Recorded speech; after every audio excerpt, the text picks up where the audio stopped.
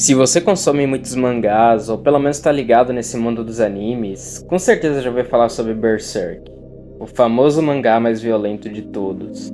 Nessa obra, acompanhamos a vida de Guts, um homem movido pela raiva e vingança. Vemos logo como ele é solitário e com humor sádico, ao ponto de não se importar de ser torturado ou sofrer grandes danos. Vemos pela perspectiva de Puck, um elfo, que tem como habilidade poder sentir as emoções das pessoas, e no começo, ele sempre fala como Guts é feito de apenas sentimentos ruins, cujo seu único objetivo é acabar com os demônios que ele encontra pelo caminho. Tem uma passagem mais pra frente, que eu gosto bastante, que basicamente fala como Guts sempre traz apenas desgraça e sofrimento. Por onde ele passa, uma pilha de corpos se forma pelo chão, e com isso, ele acabou ganhando a fama de O Espadachim Negro. Futuramente, descobrimos que esses demônios são na verdade apóstolos da mão de Deus, e para conseguir esse poder, eles devem fazer um sacrifício, trocar as pessoas que mais amam e se tornar algo além do humano. Um desses apóstolos é o Conde, um governante de um condado centrado em torno de um castelo. Após uma longa batalha, descobrimos que esse demônio possuía uma filha, a jovem Teresa. Essa garota é o maior tesouro que seu pai possui, e após perder para o nosso espadachim, ele acaba invocando a própria mão de Deus, e nesse momento vemos o verdadeiro objetivo de Guts, o seu maior inimigo bem na sua frente. No entanto, a diferença entre eles é gigantesca, ao ponto do nosso protagonista nem ao menos conseguir tocar em Fenton. Nesse momento de fragilidade, entendemos as razões do Conde e o que ele fez para se tornar um apóstolo. Após descobrir que sua esposa o estava traindo, uma raiva inexplicável tomou conta do seu coração e então seu berrelite disparou, e a mão de Deus apareceu. Então o mesmo acabou a sacrificando e se tornou um apóstolo que conhecemos hoje.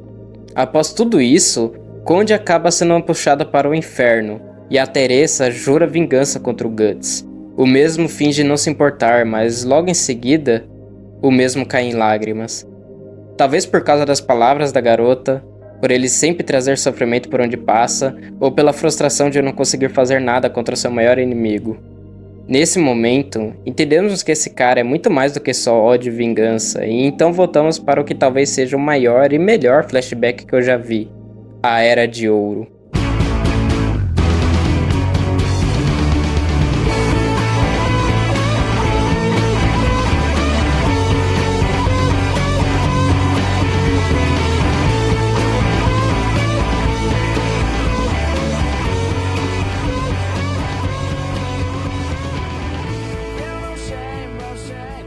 Neste arco, começamos a entender os motivos de Guts agir daquela forma futuramente. Desde o momento de seu nascimento, sua vida é miserável, e desde jovem atrai desgraça para ele e as pessoas à sua volta. Pelo menos era assim que seu pai adotivo o via. Gambino nunca escondeu que detestava Guts e o culpava pela morte da sua esposa, a qual Guts considerava sua mãe, cujo mesmo falava isso na frente do próprio Guts, que era apenas uma criança na época. Tanta pressão e julgamento e com falta de amor, Guts se viu seguro apenas com a espada, o qual ele até dormia com ela. E é interessante ver que isso é um costume que foi levado para a vida inteira do Guts, cujo tem até mesmo uma parte onde ele diz que não consegue dormir sem a sua espada. Numa noite, um dos mercenários de seu bando invadiu a tenda de Guts enquanto ele estava distraído, pegando o jovem garoto desprevenido, e então, o pior acontece. Nosso pequeno espadachim desenvolveu um trauma, uma cicatriz, que ficará marcada para sempre em sua vida. Então, em outro dia, esse bando de mercenários ia participar de uma batalha. E nessa batalha, Guts bola uma cilada para Donovan, o seu observador, e o mata a sangue frio.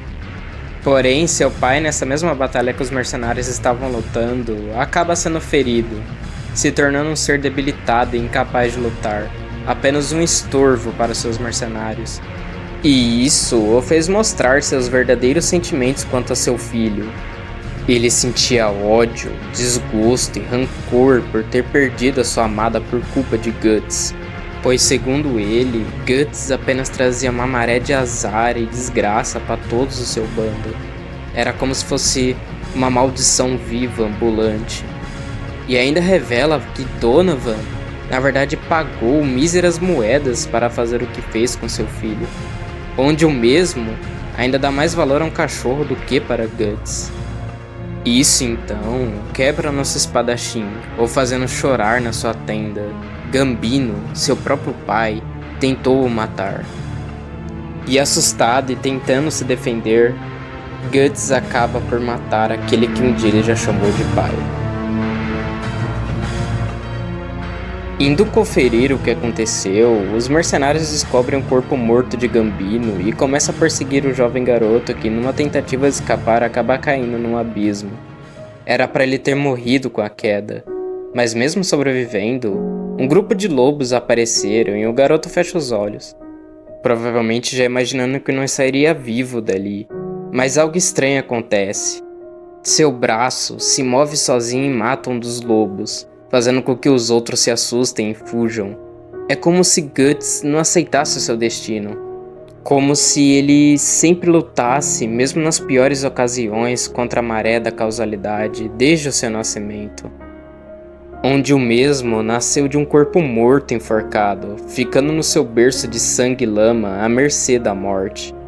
Mas mesmo assim, um milagre aconteceu e ele sobreviveu, pois uma mulher num grupo de mercenários acabou o achando e decidiu cuidar dele. Imaginem que o destino é a lua refletida em um lago e os humanos são como os peixes. Por mais que se esforcem, os peixes nunca irão alcançar a lua, apenas poderão apreciar seu reflexo sem poder alterá-lo. Mas neste mundo, existem peixes que podem saltar acima do lago e assim criar ondulações, movimentos esses que interferem diretamente em como o reflexo é produzido no lago. Guts é uma dessas pessoas. Posteriormente, nosso espadachim, agora já mais velho, não tinha um propósito em sua vida, não possuía um sonho, e sem sonhos, o homem é apenas uma casca vazia. Todo mundo tem desejos, objetivos que almejam alcançar, mas acabam se deixando levar por aquilo chamado destino. E para alcançar seus sonhos, você deve fazer sacrifícios. E há aqueles capazes de sacrificar tudo por isso. O quanto vale o seu sonho? O quanto você sacrifica por ele? Guts, então, acaba conhecendo o bando do Falcão, e principalmente o seu líder, Griffith, onde o mesmo oferece uma entrada para o bando, mas o espadachim recusa, e então uma intensa batalha entre ambos acontece. Guts acaba sendo subjugado pelo Falcão Branco, e agora deve fazer parte desse bando.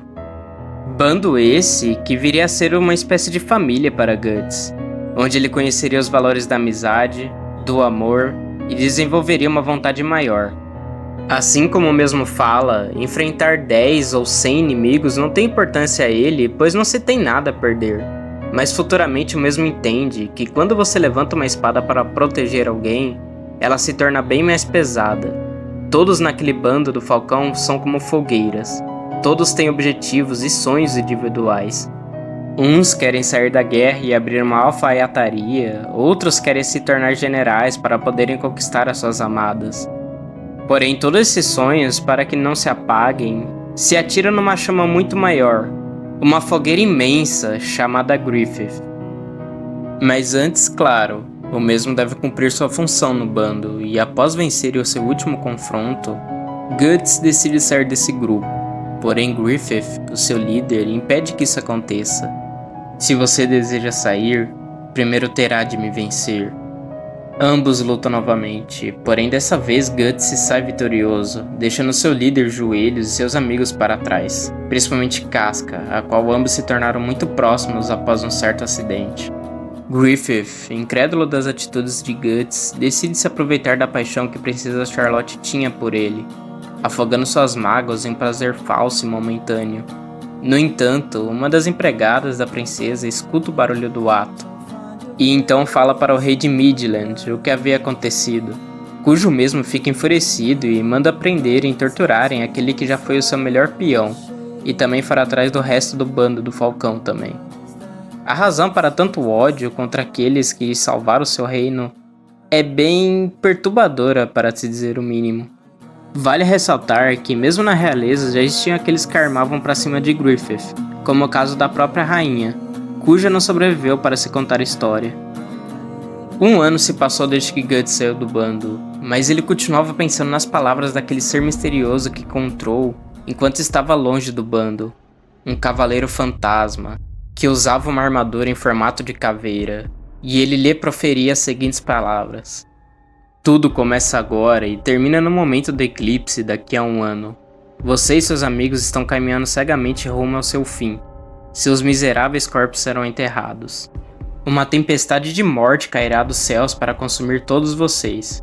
Mas você precisa se lembrar, guerreiro. Você nasceu de um cadáver e você enfrenta a morte todos os dias. Você, que está mais próximo da morte, é aquele que está mais ansioso para fugir. Lute, desafie e lute novamente. Uma espada é tudo que um guerreiro pode se usar para enfrentar a morte. Isso fez com que nosso espadachim se encontrasse com seu bando novamente, agora sendo liderado pela Casca.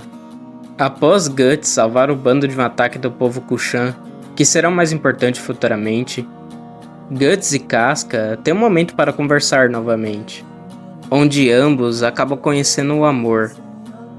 Algo que acho incrível nessa cena é em como ela trabalha o trauma dos dois. Casca quase foi abusada quando era criança e Guts sofreu nas mãos de Donovan, se lembrando das suas dores, dos sentimentos ruins, porém Casca o acolhe. Ambos se soltam e se aproximam, mais ainda. Não é apenas uma cena de sexo, é um desenvolvimento de personagens. Cara, esse mangá é incrível, na moral. Porém, a felicidade de ambos dura pouco, pois agora deveria ir atrás de salvar Griffith, o que obviamente não será uma tarefa fácil. Onde até mesmo o apóstolo, a mando do rei, iria atrás do bando do Falcão. By the way, outra cena foda é quando Zod mata esse apóstolo. Ele se mostra um homem velho, o que me fez pensar no quanto de gente por aí tem desejos reprimidos ao ponto de quando ganham poder fazerem grandes atrocidades. É como aquele ditado diz: as pessoas não mudam, elas se revelam. Dê poder a alguém e você verá sua verdadeira face. O que importa é que o bando escapou, e o que era para ser um momento de descanso para eles se tornou no seu maior inferno. Griffith, que agora não passava de uma casca daquele grande líder que já foi um dia, agora estava fraco, queimado, sem os tendões, desidratado ao ponto de nem andar conseguir e com um aspecto horrível. O mesmo tenta se livrar do desgosto, mas ele falha nessa tentativa. E então seu Berlith, aquele amuleto tão estranho que ele sempre protegeu, volta para ele, então o eclipse viria a começar. Basicamente todo o cenário se tornou um verdadeiro inferno. Todo o bando agora preso naquele lugar, infestado de apóstolos e demônios, cheio de desejos de luxúria, começa a atacar esse grupo. Todo esse caos estava sendo observado pelos membros da Mão de Deus, e especialmente por Void, que lança a marca da maldição em todos os humanos ali, assim selando seu destino de serem perseguidos para sempre por demônios. E então Griffith, que foi levado para um ovo, onde o mesmo conhece o Deus de Berserk, a ideia do mal. Um ser feito do subconsciente negativo da humanidade, que controla o vórtex das almas e as linhas da causalidade. Ele pergunta a Griffith o que ele quer, e o mesmo responde: eu quero asas. Assim, um por um dos membros do bando do Falcão foram mortos, sobrando apenas Guts e Casca. Porém, quando Casca iria ser abusada por um grupo de demônios, o ovo choca, nascendo assim o Falcão das Trevas, Fento, o quinto dedo da Mão de Deus. Neste momento, toda a atenção foi voltada para ele. E o mesmo ordena que demônios segurem Guts contra o chão, e ele pega a Casca, e numa cena bem nojenta, ele abusa dela, apenas com o intuito de humilhar o nosso espadachim. Guts, então completamente enfurecido, arranca seu próprio braço, mas de nada adianta, e pressionando seu corpo contra a mão de um demônio, o seu olho esquerdo foi perfurado. Aquela visão foi a sua última naquele olho. Uma imagem que o perturbaria pelo resto da sua vida. Antes que os dois fossem mortos, aquele cavaleiro fantasma consegue adentrar o eclipse e salva ambos Guts e Casca, que estavam no estado deplorável, e foram levados para a casa de um velho ferreiro que o espadachim conheceu durante seu período fora do bando do Falcão, Godo, que viria a ser um verdadeiro pai para Guts. Após tantos traumas, Casca entra num estado catatônico, agindo feito uma criança. Guts então entra em um estado de choque e corre desesperadamente pela floresta, onde o mesmo foi encontrado pelo Skull Knight, o Cavaleiro Fantasma, que diz que agora essa será a vida de Guts, uma existência miserável, onde seria perseguido por demônios todos os dias e nem mesmo à noite poderia dormir em paz. Onde só de chegar perto de algum demônio a sua marca da maldição já dispararia, causando uma grande dor naqueles que a possuem. Após os eventos do eclipse, Guts mergulha no sentimento de tristeza, dor e ódio, e parte para se vingar contra a mão de Deus, armado com uma espada colossal chamada Dragon Slayer, onde a mesma simboliza o peso do fardo que Guts está carregando agora, e também um braço mecânico que contém um canhão embutido. Assim nasce o Espadachim Negro, o homem movido à vingança partindo contra a escuridão do abismo. Porém se deve tomar cuidado, pois aquele que caça as feras deve ser cauteloso para não se transformar nas próprias feras. Quando você olha demais para o abismo, ele olha de volta para você. Berserk é assim, cheio de passagens, com filosofias, profundidade e ensinamentos incríveis para se levar para a vida toda. Com tudo isso que falei, tá meio óbvio que Berserk é muito mais do que violência e gore, mas também deu para perceber que ele trata da humanidade de uma forma crua. Pessoas cruéis sempre vão existir, até mesmo naquelas que são lindas, algumas delas são até mais sombrias que os próprios demônios. Eu sou um grande fã da obra, tendo até uma pequena coleção que almejo completar algum dia. Berserk tem a fama de ser sobre vingança, de ser só gore e violência e esquecem de todo o resto. Berserk trata sobre a falsa sensação de controle, sobre sonhos e sacrifícios, sobre emoções conflitantes, sobre se manter humano mesmo quando o mundo quer que você se torne um demônio. Berserk fala de tanta coisa boa que chega até a ser difícil ser resumido.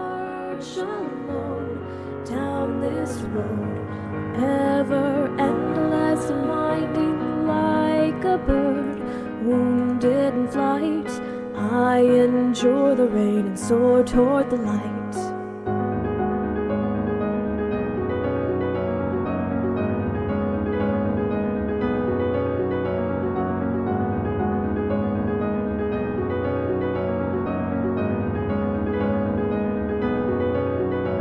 Bathed in the blood from Mother Earth's corpse.